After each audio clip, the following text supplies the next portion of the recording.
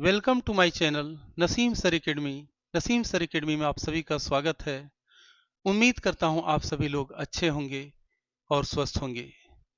चलिए आज का क्लास स्टार्ट करते हैं। तो मेरे प्यारे बच्चों, क्वेश्चन नंबर 4 देखते हैं क्या कह रहा है। क्वेश्चन नंबर 4 में कह रहा है कि अभाज्य गुणनखंड विधि द्वारा 96 और 404 का एचसीएफ ज्ञात कीजिए। एचसीएफ यानी महत्तम समापवर्त ज्ञात कीजिए, है ना, और इनका एलसीएम ज्ञात कीजिए। दोनों क्वेश्चन है इसमें एलसीएम और एचसीएफ ज्ञात करने के लिए। तो अभाज्य गुणनखंड विधि से हम लोगों को करना है।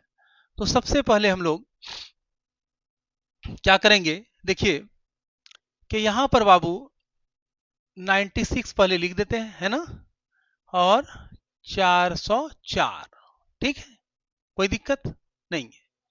अब हम लोग साइड में इसको अभाज्य गुणनखंड कर लेते हैं। इसका देखते हैं भाई, 96 का करते हैं पहले, है ना।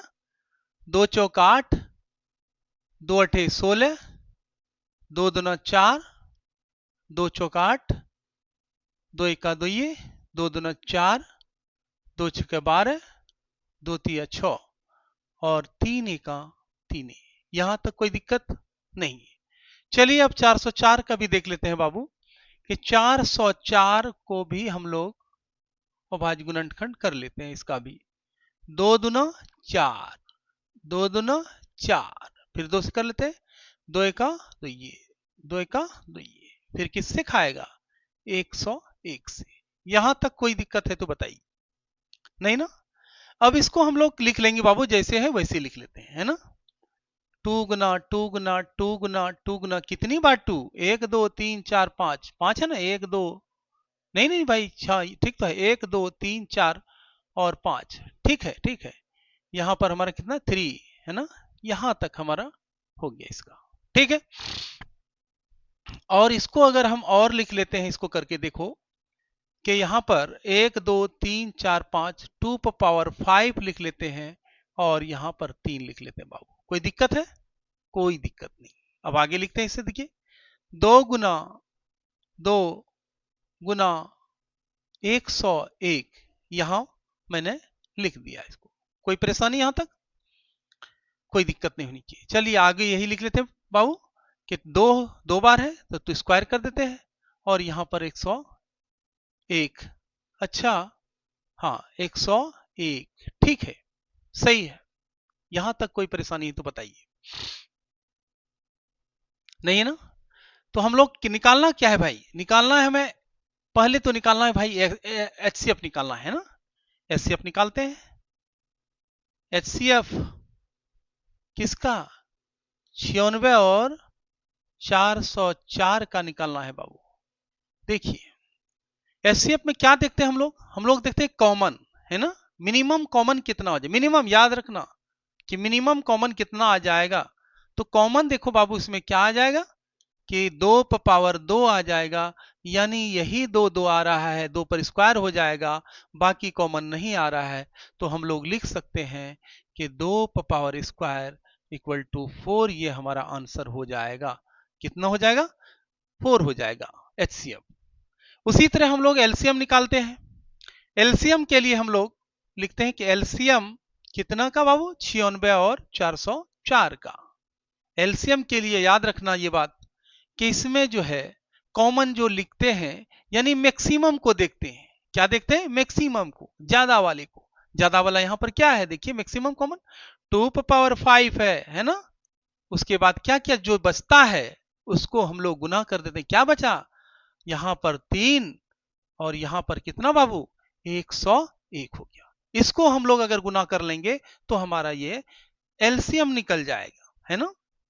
तो कितना हो जाएगा, 2 दूना 4 दूना 8 दूना 16 दूना 32, यानी 32 लिख सकते हैं इसको बाबू, है ना। और यहां पर हम लोग 3 है, 101 हो जाएगा, ठीक है।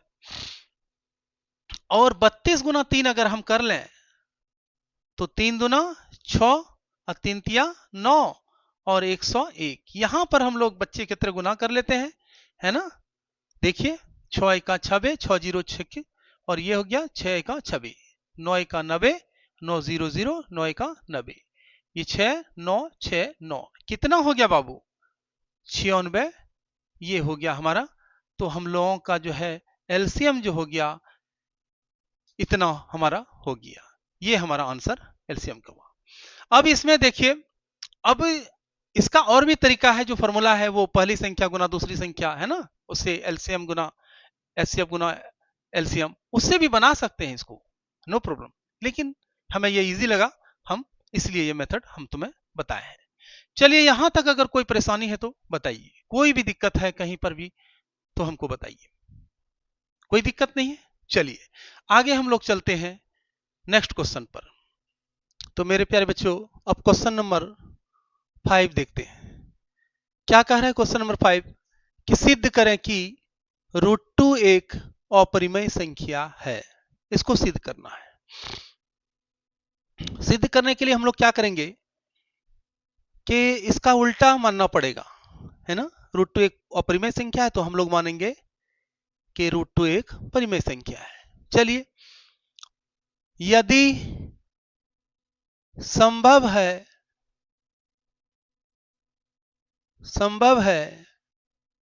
तो माना कि √2 एक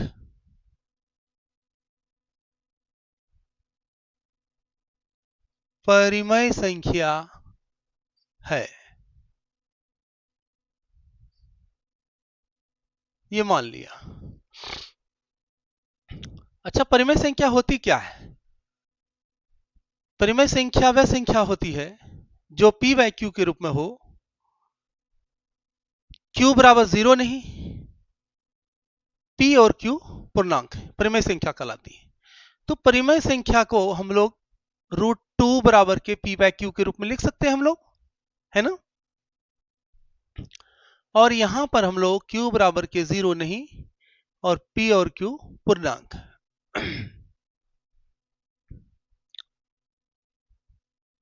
पूर्णांक है।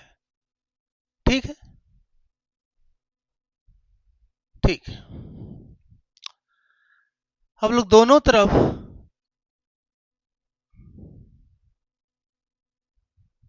वर्ग करने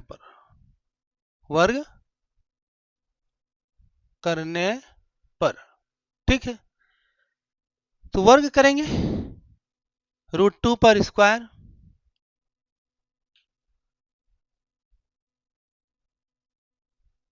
p बाय क्यू पर स्क्वायर। अब √2 पर होल स्क्वायर है तो यहां पर रूट खत्म हो जाएगा स्क्वायर से, 2 p स्क्वायर बटे क्यू स्क्वायर। ठीक है, अब हम लोग देखो यहां पर q भाग में है, ये q यहां पर दे दें, 2q यहां भाग में है तो गुना में हो जाएगा इस साइड, तो p स्क्वायर बटे q। इस तरह लिख सकते हैं, लिख सकते हैं। अब ये देखो बाबू, ये हमारा क्या हो गया, ये हमारा पूर्णांक है, ये भी पूर्णांक है, तो ये पूर्णांक हो गया पूरा, है ना। और ये हमारा क्या हुआ, ये भिन्न हो गया। ठीक है, ये संभव है नहीं है, ये असंभव है। पूर्णांक और भिन्न बराबर आ गया यहाँ, ये असंभव है, ये असंभव है ना। तो क्या लिखेंगे हम लोग, इसलिए हमारी मान्यता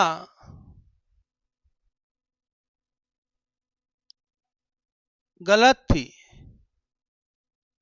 हमारी मान्यता गलत थी। हाँ, हमारी मान्यता गलत थी। अतः √2 एक अपरिमेय संख्या है।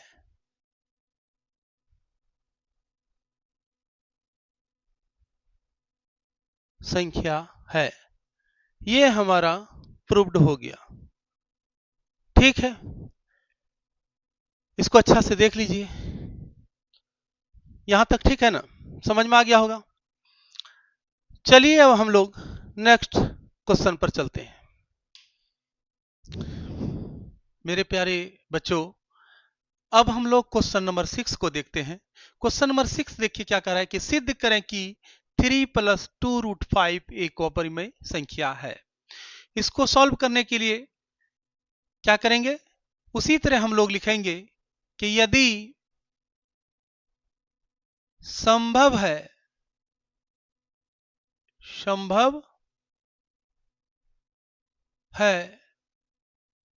तो माना कि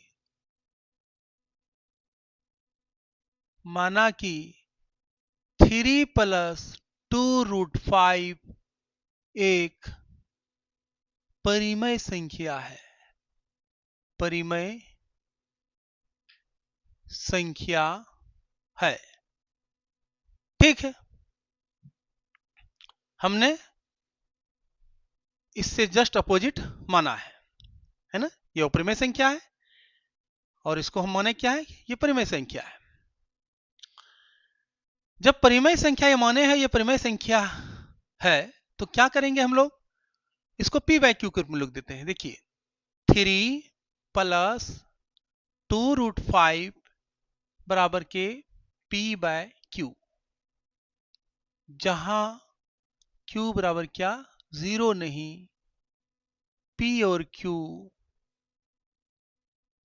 एक पूर्णांक है। क्या है भाई, पूर्णांक है, ठीक। यहां तक कोई दिक्कत नहीं। तो इसको क्या करेंगे हम लोग, थोड़ा इधर हटा लेते हैं कि 2√5 बराबर के p/q। अब ये प्लस है इधर, तो उधर जाकर के बराबर के बाद उधर क्या हो जाएगा, माइनस हो जाएगा।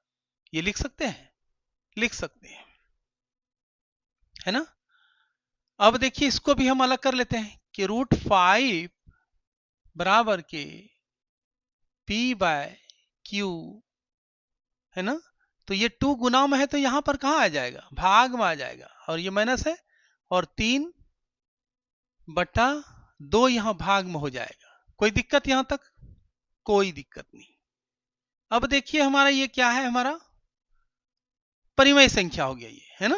ये परिमेय संख्या है। अब 5 के बारे में देखते हैं कि 5 लिख देते हैं कि 5 एक अभाज्य संख्या है। अभाज्य संख्या है। 5 पूर्ण वर्ग नहीं है ना। 5 अभाज्य संख्या है तो 5 पूर्ण वर्ग नहीं है ना। इसलिए √5 एक